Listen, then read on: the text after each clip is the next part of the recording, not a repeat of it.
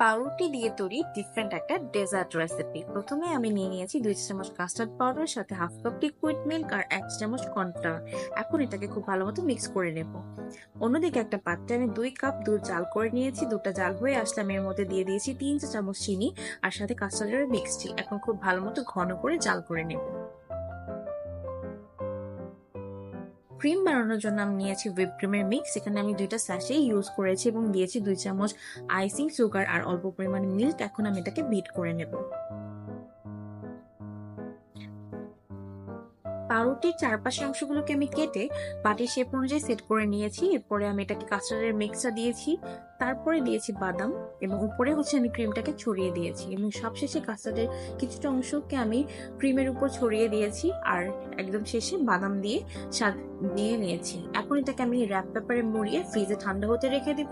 ঠান্ডা হয়ে আসলে এটাকে পরবর্তীতে আমি